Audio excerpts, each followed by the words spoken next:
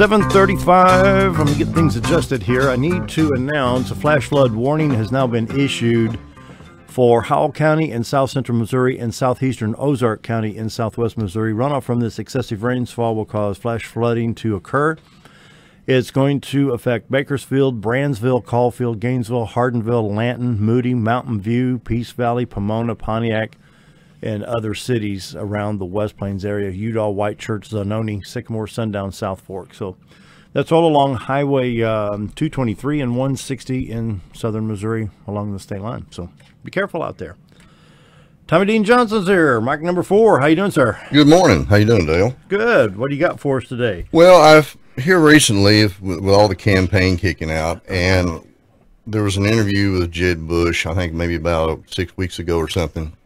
And a reporter said and asked him, it had to do with Iraq. Well, if you knew then what you know now, would you have gone into Iraq? Which I thought was one of the most stupidest questions could be asked. And simply because what would he have to do with it, number one? Number two, I'm thinking, if you guys knew what I knew or what I have found out in my time when I was in Iraq, I said, you know what, why don't you interview me, lady, and I'll blow your doors off on some things about what was going on. Now, let me interrupt right here. Okay. We're visiting with Sergeant First Class Thomas Dean Johnson, United States Army Reserve, 2 deployments under Operation Iraqi Freedom, 03, 04, and 08. And what's MOS combat? MOS stands for? MOS is Military Occupational Specialty. In combat engineer, combat lifesaver, certified OTC observer, coach trainer, first deployment, route clearance missions for Central Iraq. IED hunters, I think. Yeah, we were IED hunters. That's the improvised explosive devices. That Congressman Crawford did that. Yes. Yeah. Yeah. And you were based at Camp Anaconda, Battle of Iraq. Okay. Yep. That was in 2003. And when I was there, when we got there, I went on up initially before the main body, which was Company C489th. And I was in Balad. And we were doing some operations up there. And one of the things that started, the word was out because we went in there because of WMDs, okay? Which are weapons of mass destruction, okay? And now they're saying, well, of course, we didn't find any. Well, that's not true, okay? We did find what we were, the whole cache of what they thought was there, and I'd have to try to explain that, and I'll do it as briefly as I can.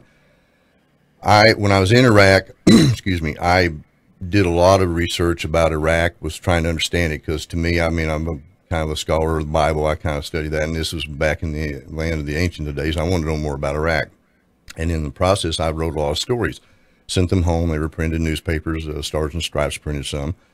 When I returned in 04, I was invited by a retired officers association in Harrison, Arkansas, to come and give my views about Iraq, and I did. Did about a 45-minute presentation. When I was finished, there were some officers came up, introduced themselves. One introduced himself, and he told me that everything I said about Iraq was dead on. And I thanked him, but I said, but the only way you could know that, sir, is if you were in Iraq yourself. And he looked at me and smiled. He said, yeah, I was one of the UN inspectors that was kicked out in '98. And I was like, whoa, Nelly. So I said, we're having dinner. And so about a month later, we had dinner.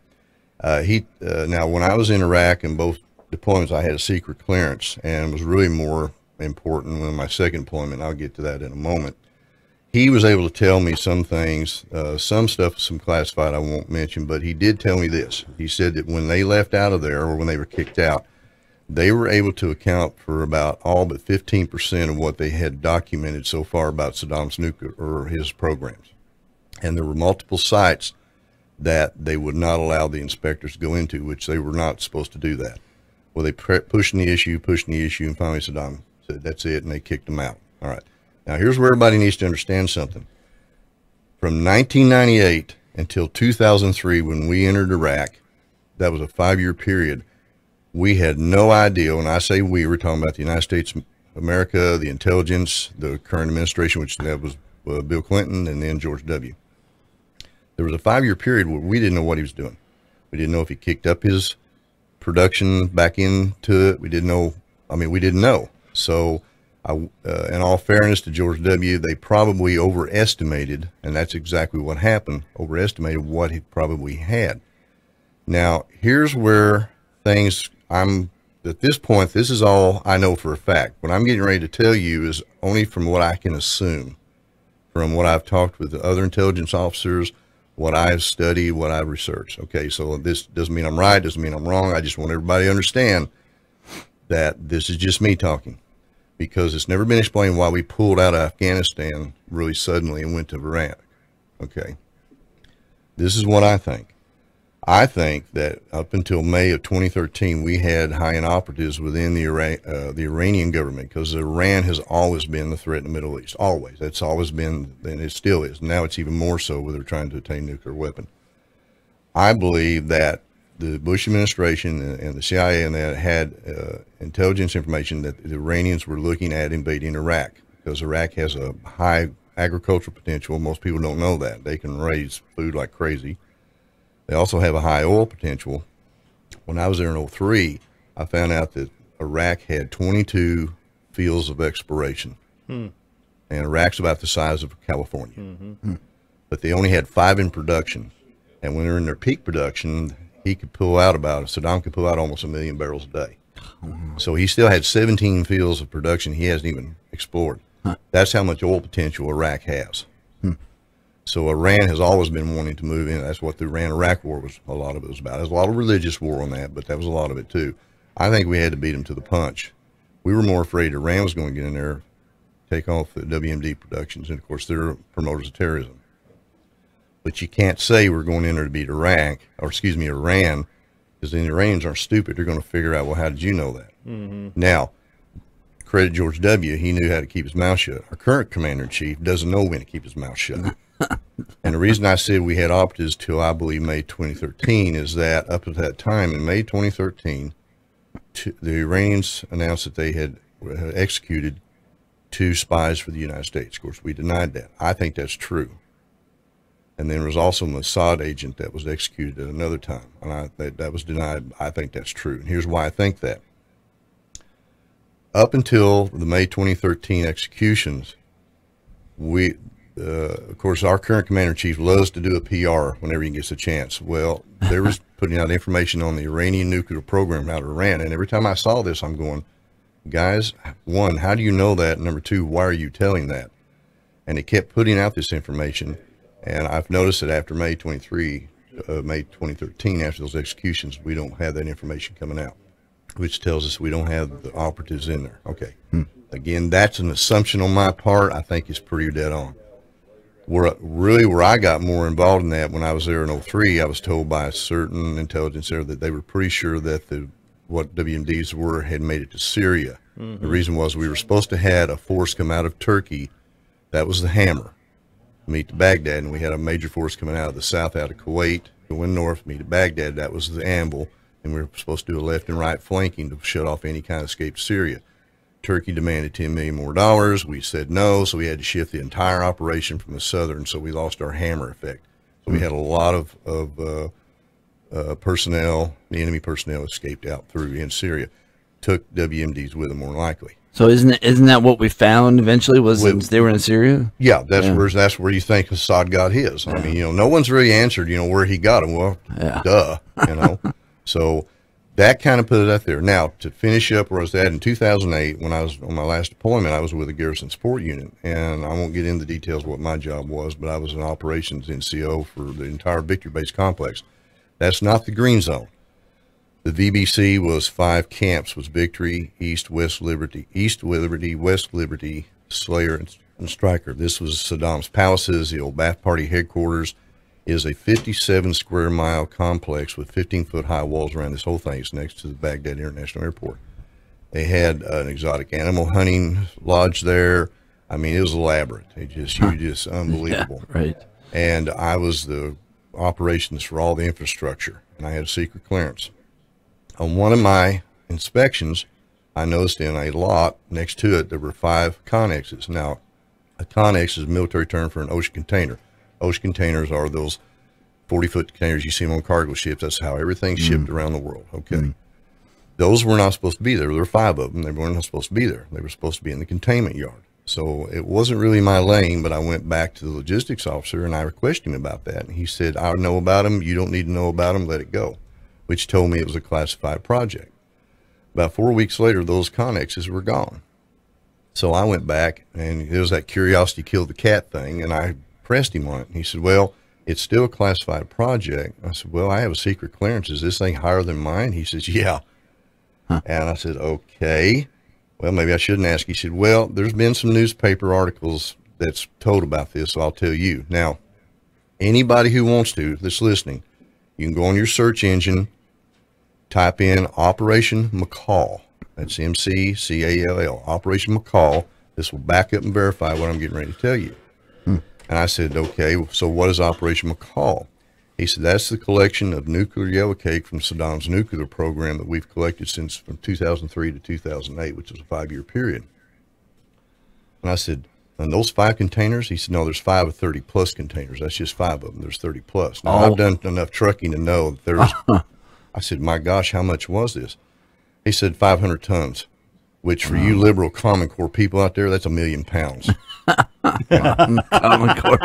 Just in case you didn't quite grasp that 500 tons. Let me get my paper out and work this out. Yeah.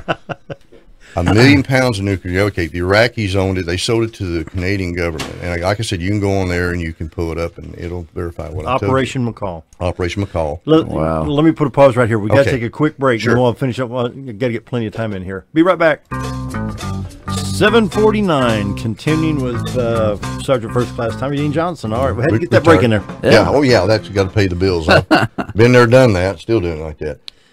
Anyway, to finish this all up, there's another operation that you can go online. I can't.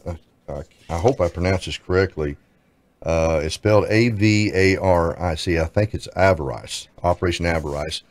That was one where they did find WMDs, and there were other caches that were found. I can't really talk about them.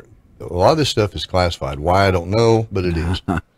But the last point I want to point out to show how we've really have a lack of real leadership from the commander-in-chief is that in 2008, my commanding officer, Lieutenant Colonel, and she came to me and said, you really got to get this infrastructure and stuff down to the BBC because there is a tentative agreement in principle with the Iraqi government to keep up to 20,000 troops here after the 2011 pullout as a QRF and to train the Iraqi troops.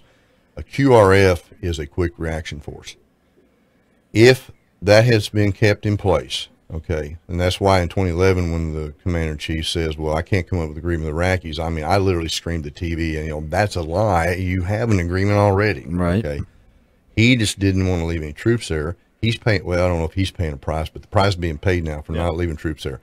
Yeah. The Iraqis, the Iraqis I was around were pretty good people. I liked them. They were very friendly. Hospital, I could spend 5 minutes on how well treated I was on some incidents. But anyway, in this whole thing, because we did not keep those 20,000 troops there, continue to train the Iraqi troops, this is why you see ISIS in Iraq. Sure. Now, here's the real problem. We didn't want Iran into Iraq. Now Iran's in Iraq, helping the Iraqis fight ISIS, and we're sitting here going, okay, what do we do next? Yeah. And it's like, and in some way, I really kind of understand a little bit how Vietnam vets felt when they came home. And not Sure. as bad as them. Right. They got spit on and called baby killers, and we weren't. Right. And they were just live one thing.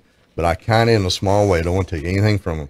I really can kind of feel, because everything good thing we did over there, we had this thing won. This was done. It was not through chaos, and it got blowed. Yeah, yeah. That's, the thing that bugs me the most about it was how there really were weapons of mass destruction. There were. And all we heard about how was, Bush was wrong, but no, he wasn't. No, he wasn't. So, and I think one of these days, maybe somewhere down the line, a lot of this stuff will be declassified and it'll be proved. It's just like with Argo, the operation in Iraq, or the Iranian hostages. That wasn't released till 1997. Bill Clinton released that. Yeah, that was kept under wraps. So I mean, it may happen in a few years. I don't know. What do you guys think of the straight talk of Donald Trump?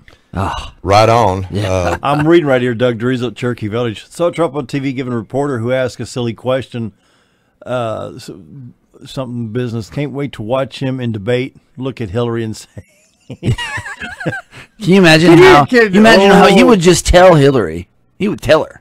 And that's what I think we need. It's that pick you up, chew you up, and spit you out. Yeah. That's what it meant. We need that. I think what's refreshing about with Donald, whether you agree with him or not, he's flamboyant or whatever. But Right. the guy's not stupid. I mean, you don't be $9 billion in net worth. But he's actually at least has the nerve and the cojones, I guess you say, Yeah. to say what he's thinking, and he's being proved correct. And this whole thing with sanctuary cities that's coming on now, he's the one that got this thing started. I don't really think we would have seen or heard as much if he had not really clicked it off. And then that poor gal gets shot right there in front of her dad. And then Was that the one in Frisco? That's the one in Frisco. Of course, what really compounded that is when you got the sheriff of the San Francisco County that was coming out, and he's an arrogant, just well, it wasn't my who's fault. controlling San Francisco to this day? Well, yeah, Nancy Pelosi. that's right. Right. So anyway, we could go on and on and on, but here's the whole thing, folks. One of the things that's being missed by the current commander in chief and some of the Pentagon, there are 3 indisputable facts about war. Okay, indisputable fact about war number 1 is that you never go into a battle you're not prepared to fight, nor enter a war you do not intend to win and win decisively. Yeah. That means you take away not only their ability and capability to fight, but you take away their will to fight. That's how we beat Germany and Japan. Fact of war number 2, and this is George Patton. No one ever won a war by dying for their country. You win a war by making the enemy die for his. And the last fact of war number 3, there's only 2 rules in the dirty, nasty, lousy, stinking business of war. 2 rules. Rule number 1, in war, people die. Yeah. Rule number 2 is there's not a blessed thing on God's green earth you can do about rule number 1. And if you can put that and get that in your head, then you might be able to do these operations and fight these wars the way the war should be fought. You have to be meaner and you have to be more decisive to defeat the enemy. Yeah. Then when you're done, when you've kicked them down in the mud and the blood and the other whatever, then you reach down, you take them by the hand and say, okay, now that we've got this straight, let's build this back together. It's exactly what you do with a bully. Yep. You beat him down, and then you become his friend. Yep. You know? Well, down to 30 seconds, gentlemen. Kinda. Down to 30 seconds. I just appreciate Mountain Talk letting me come in. Sure. I've just been so frustrated and not being able. I mean, I've told people about that, but to be able to come on air and tell this, I appreciate very much, and allow me this opportunity. It's information people need to hear too. Real quick, Dr. Osgood. Just if you're suffering, don't suffer. Don't take pills thinking that's going to fix your problem. It's not. So let's find out what the source of the problem is and get it fixed.